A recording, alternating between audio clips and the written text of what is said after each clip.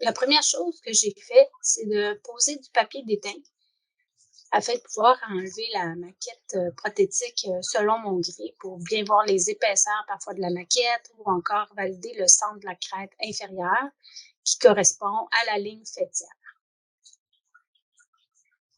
Ensuite, j'ai mesuré l'espace disponible pour les dents. J'ai débuté par le cadran 4 puisque c'est le côté le plus facile parce qu'on a des dents antagonistes naturelles. Donc, tout ce qu'on a à faire, c'est d'ajuster la dent prothétique en fonction de la dent naturelle puisqu'on ne peut pas modifier la dent naturelle. Donc, toujours important de bien mêler le dessous de la dent pour favoriser l'adhésion entre la résine qui constituera la base de la prothèse et la dent prothétique. Donc, je commence par réchauffer la cire.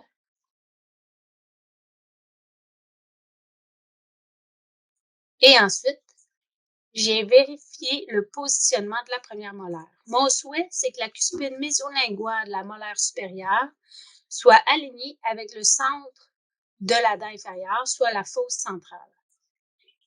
Ici, la dent n'est pas tout à fait ajustée, donc je vais meuler le mésial un peu pour pouvoir mésialer la dent et ainsi rapprocher la cuspide mésolinguale de la première molaire supérieure avec la fosse centrale de la première molaire inférieure.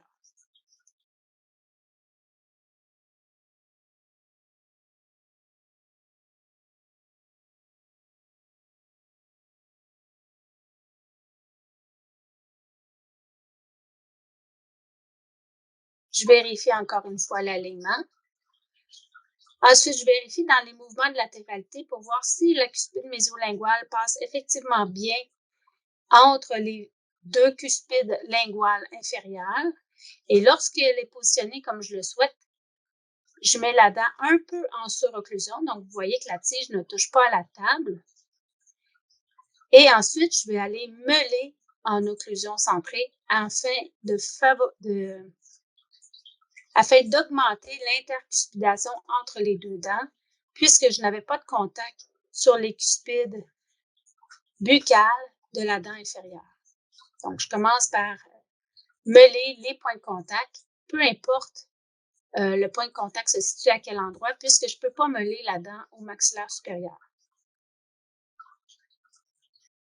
Donc, j'y vais tranquillement.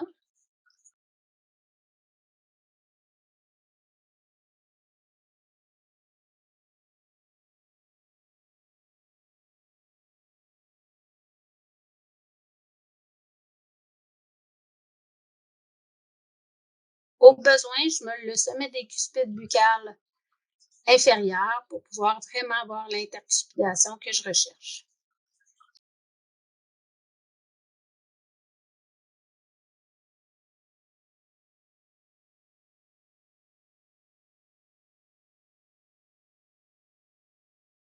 Ensuite, je fais les mouvements de latéralité avec la toile rouge et je finis avec le mouvement de propulsion avec la toile verte. Puisqu'ici, on est en fonction canine, donc j'élimine tous les tracés en latéralité travaillant, équilibrant et en protrusion afin de conserver que les points de contact en occlusion centrée. Les points de contact aussi sont très légers, donc j'ai pas de gros points de contact.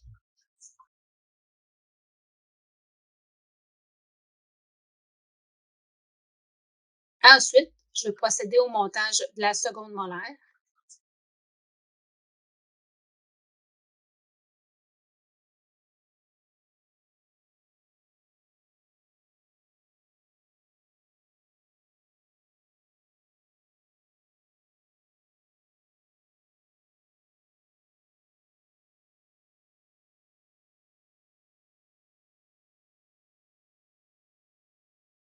Donc, je la positionne de son mieux. J'ai meulé un peu les surfaces mésiales et distales pour que la dent puisse entrer en place.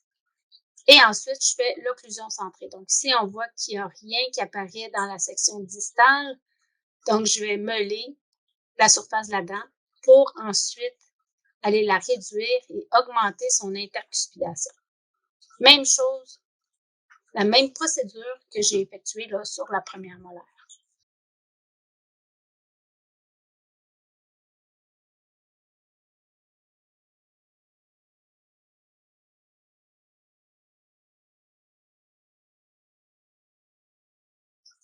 Pour la deuxième molaire, donc pour la 47, donc je vérifie aussi les mouvements de latéralité et propulsion et j'enlève tout ce qui est tracé tout en conservant le point de contact en occlusion centrée.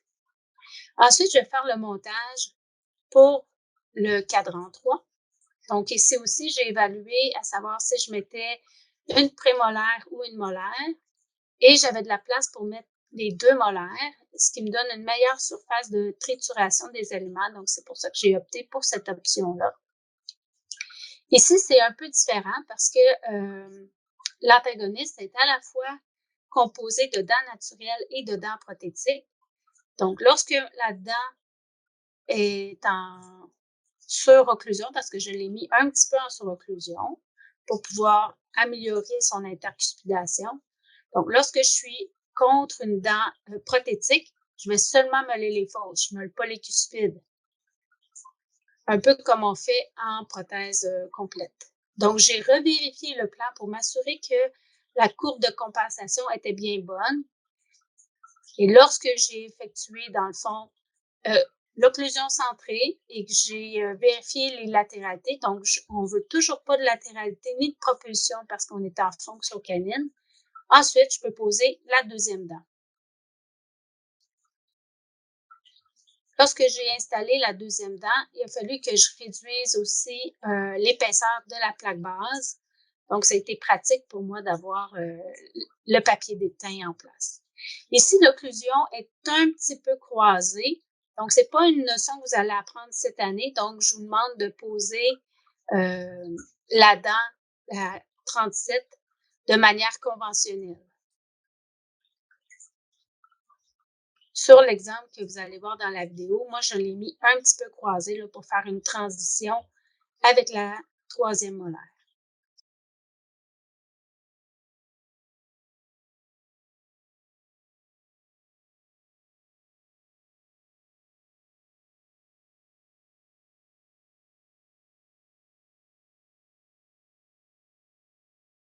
Donc, j'ai déjà quand même meulé pas mal sous la dent. C'est pourquoi je vais venir réduire la plaque base. J'ai quand même une bonne épaisseur de plaque base, donc je peux me permettre de venir en enlever un peu.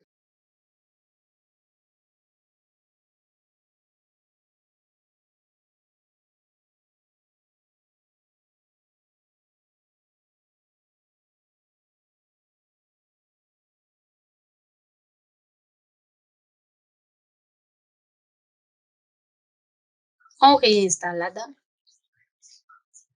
Et c'est exactement la même chose que pour la première molaire. Donc, les sections qui sont en lien avec une dent prothétique, on meule seulement les fosses en occlusion centrée. On ne meule pas les cuspides.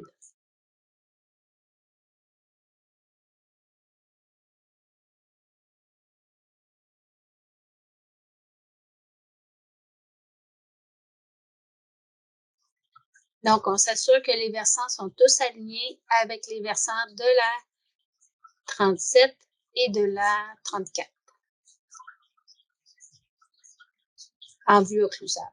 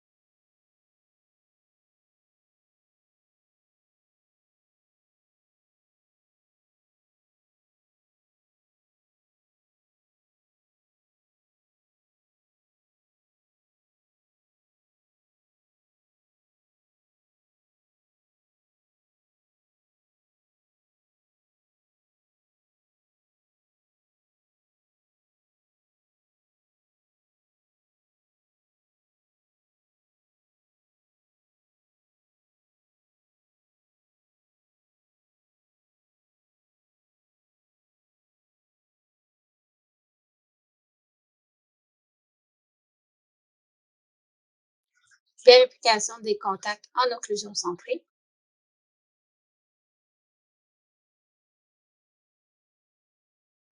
ensuite vérification s'il y a des tracés en mouvement latéralité travaillant et non travaillant. Ici, on effectue le mouvement équilibrant.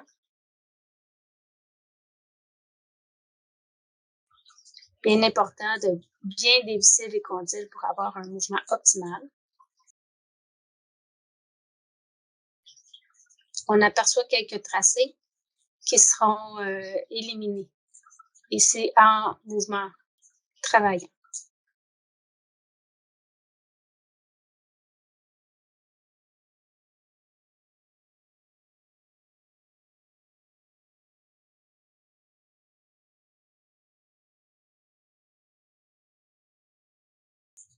Donc, prenez le temps de bien regarder aussi l'espace qu'il y a entre les cuspides en mouvement travaillant en vue postérieure. Donc, il ne doit pas y avoir de contact. Cependant, il peut y avoir quand même un rapprochement entre les cuspides pour que la nourriture puisse quand même bien être triturée.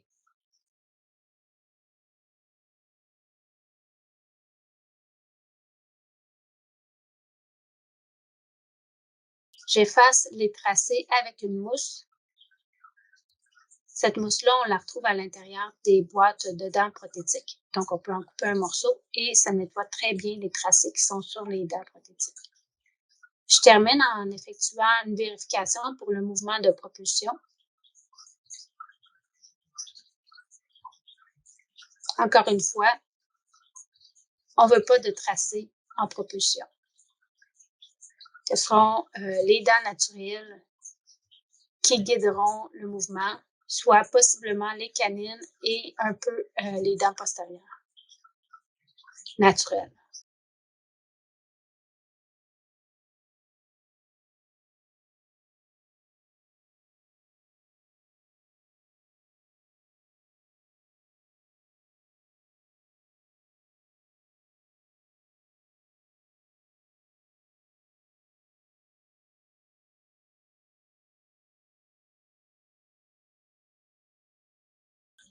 Ensuite, vous pourrez passer au modelage.